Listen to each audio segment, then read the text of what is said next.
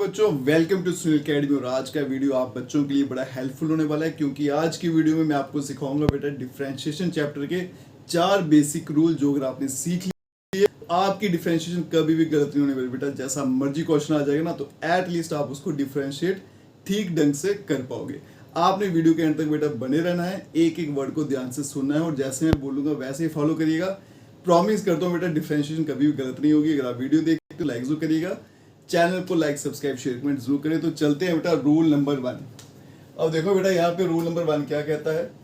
Rule number 1 इसको समझते हैं, ये क्या कहता है। सबसे पहले तो बेटा आपको ये सीखना है वेरिएबल क्या होता है और कांस्टेंट क्या होता है, क्योंकि हमें पता है बेटा कि कांस्टेंट की डिफरेंशिएशन 0 रहती है। ठीक है, तो पहले हम ये माइंड में क्लियर करेंगे कि वेरिएबल किसको लेना है और कांस्टेंट किसको लेना है। तो वेरिएबल कौन कौन आएंगे, यहाँ लिख देता हूँ बेटा। आपके जो वेरिएबल होंगे डिफरेंशिएशन में वो कौन कौन से होंगे बेटा। इंग्लिश अल्फाबेट होते हैं ना, जो यू से शुरू हो जाओ, यू नहीं टी से शुरू हो जाओ। टी यू बी डब्ल्यू एक्स वाई जेड और थीटा, ये सारे के सारे बेटा आपके क्या है, वेरिएबल है। अगर आप इनको डिफरेंशिएट करोगे तो इनका आंसर 0 नहीं आएगा। इसके अलावा जितने भी अल्फाबेट दिखेंगे वो सारे के सारे आपके क्या हो जाएंगे, 0 हो जाएंगे, और नंबर तो होते ही 0 है।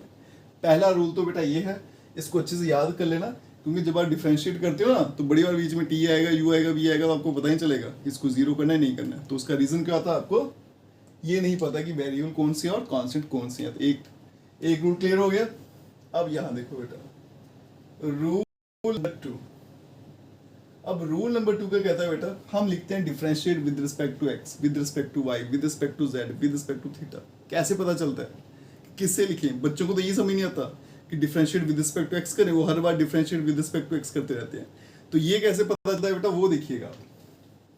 यहाँ पे मैं क्वेश्चन लिखता हूँ बेटा, एक लिख देता हूँ वहां पे y equal to sine x, एक लिख देता हूँ मैं y equal to sine theta, एक और लिख लेते हैं y equal to sine z कर लेते हैं। जैसा वेरिएबल राइट साइड में है, जैसा वेरिएबल राइट साइड में है उसी के मुताबिक उसको डिफरेंशिएट किया जाएगा। अब यहाँ पे देखो बेटा राइट साइड में क्या है, x है, तो यहाँ पे क्या लिखेंगे, differentiate with respect to x। यहाँ पे राइट साइड में क्या है बेटा, थीटा, तो लिखेंगे differentiate with respect to theta. और यहाँ पे राइट साइड में क्या है, z, तो लिखेंगे differentiate with respect to z। तो याद रखिएगा बेटा ये रूल कि डिफरेंशिएट किससे करना है वो भी आपको पता होना चाहिए। देखो बेटा अगर छोटी छोटी चीजें क्लियर होती जाएंगी ना, आपको कॉन्फिडेंस होगा ना कि मुझे यहाँ पे यही लिखना है, तो नेचुरली आपका क्वेश्चन जो है ना वो ठीक हो जाएगा। बस ये 2-4 चीजें आपको ठीक करनी है। अब इसका मतलब क्या है, विद रिस्पेक्ट टू डिफरेंशिएट करने का मतलब है डी अपॉन डी एक्स। इसका मतलब क्या है बेटा मैथ में, डी अपॉन डी थीटा, और इसका मतलब क्या है, डी अपॉन डी जेड। अब देखो बेटा कल को मैं ऐसा लिखूंगा d y upon d theta, यहां से क्या समझ आती है, नीचे क्या है बेटा थीटा, तो मैंने इसको डिफरेंशिएट किया हुआ विद रिस्पेक्ट टू थीटा। तो आप रिवर्स में भी जान सकते हो बेटा कि मैंने इसको किसके रिस्पेक्ट डिफरेंशिएट किया हुआ है। ठीक है, क्लियर हो गया रूल नंबर 2। अब चलते हैं बेटा रूल नंबर 3 पे। ये हमें बताएगा बेटा कि कांस्टेंट की डिफरेंशिएशन 0 कब लेनी है और कब नहीं लेनी, क्योंकि हमने पढ़ा है बेटा कांस्टेंट की डिफरेंशिएशन। कांस्टेंट पता चल गया बेटा, इनको छोड़ के जो भी अल्फाबेट है वो सारे के सारे कांस्टेंट है, और नंबर जो है वो भी क्या होते हैं, कांस्टेंट होते हैं। लेकिन बेटा एक छोटा सा डिफरेंस है, हर बार 0 नहीं होगा कांस्टेंट, कब 0 होगा कब नहीं होगा वो हम सीखेंगे रूल नंबर 3 में। यहाँ देखो बेटा एग्जाम्पल से समझते हैं। यहाँ मैंने क्वेश्चन लिखा y equal to 3 sine x, एक मैंने y equals to 3 plus sine x. अब यहाँ पे बेटा डिफरेंशिएट करते हैं और फिर आपको समझाते हैं बेटा कि कांस्टेंट का 0 कब होना है और कब नहीं। तो इसको मैं करूंगा differentiate with respect to x। अब आपको पता चल गया होगा बेटा राइट साइड वेरिएबल x है, तो यहाँ पे क्या बनेगा, सबके नीचे dx आ जाएगा। अब यहाँ देखो बेटा आया कांस्टेंट। अब बच्चे ने क्या पढ़ा होता है, कांस्टेंट की डिफरेंशिएशन 0, उठा के क्या करेगा, 3 को लिख देगा 0, यहीं पे क्रॉस लग जाएगा। और भाई कांस्टेंट की डिफरेंशिएशन 0 तो होती है, लेकिन कोई बताता नहीं है कि 0 कब है और कब नहीं है। वो यहाँ देखो, अगर बेटा कांस्टेंट अकेला है तो वो 0 है, लेकिन अगर वेरिएबल के साथ मल्टीप्लाई हो रहा है तो फिर उसका रोल 0 नहीं होता, फिर उसको क्या करना है बेटा, ऐसे ही आपने नीचे उतार देना है, कुछ नहीं करना है, नहीं बन जाता है। ऐसे पकड़ा, नीचे उतार दिया और आगे चल पड़ना है। तो साइन की क्या होती है cos x और x की क्या होती है 1। ये इस क्वेश्चन का आंसर आ जाएगा। अब यहाँ देखो बेटा, इसको भी डिफरेंशिएट करेंगे विद रिस्पेक्ट टू x, तो बनेगा dy upon dx equals to, अब देखो यहाँ पे मिल गया मुझे 3, नंबर है, नंबर होता है कांस्टेंट, इसकी डिफरेंशिएशन क्या होती है 0। अब यहाँ पे बेटा अकेला है ना, इसके साथ कुछ भी मल्टीप्लाई नहीं हो रहा, कोई वेरिएबल मल्टीप्लाई नहीं हो रहा, तो इसका मतलब इसकी डिफरेंशिएशन क्या आएगी 0 और साइन की आ जाएगी cos x, तो कुल मिला के इसका आंसर आ जाएगा बेटा cos x। अब मुझे लगता है बेटा आपको पता चल गया होगा कि कांस्टेंट को 0 कब लेना, यही सारी कंफ्यूजन रहती है।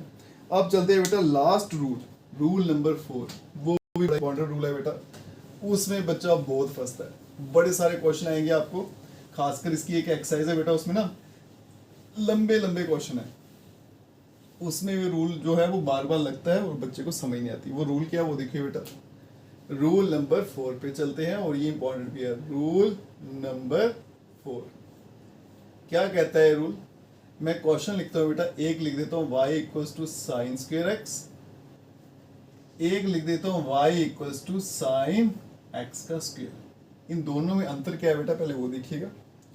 सेंटर में स्क्वायर का मतलब है, इसको मैं ऐसे लिख सकता हूँ और साइन x का होल स्क्वायर, ये याद रखिएगा। अगर सेंटर में कोई नंबर लिखा है ना तो मतलब होता है होल पावर है, सीधा सीधा सिर्फ x पे स्क्वायर है, इसमें साइन का कोई रोल नहीं है, ठीक है। अब दोनों क्वेश्चन को कैसे डील करना वो समझिएगा बेटा। जब भी आपके पास क्या आती है बेटा, होल पावर आ जाती है ना, तो सबसे पहले आपको x की पावर n जो होती है ना उसकी डिफरेंशिएशन लगानी होती है पावर को डिफरेंशिएट करने के लिए।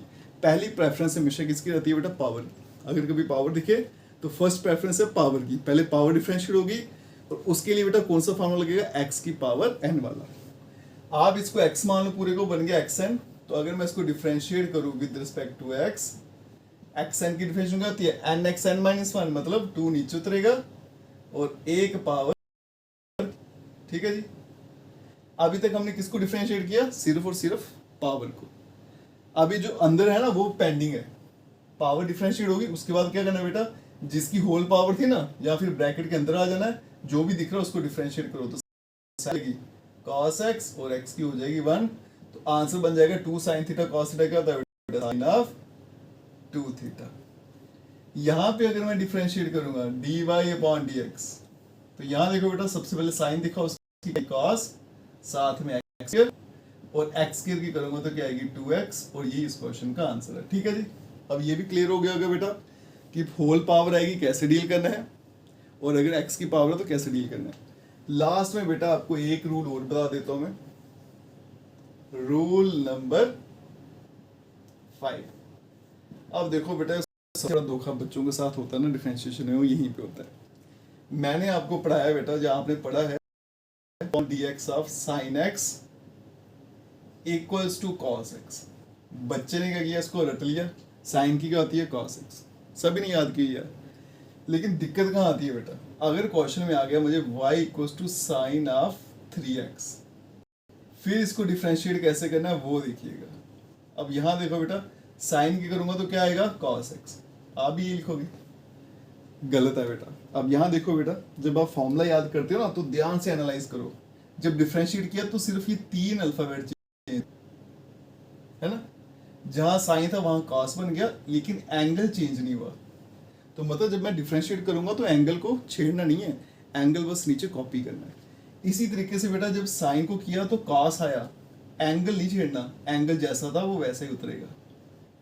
और फिर 3x की करेंगे तो आंसर क्या आएगा 3, क्योंकि 3 कांस्टेंट है उसके साथ वेरिएबल है, वो तो ऐसे उतरेगा कांस्टेंट, तो x की क्या हो जाएगी 1।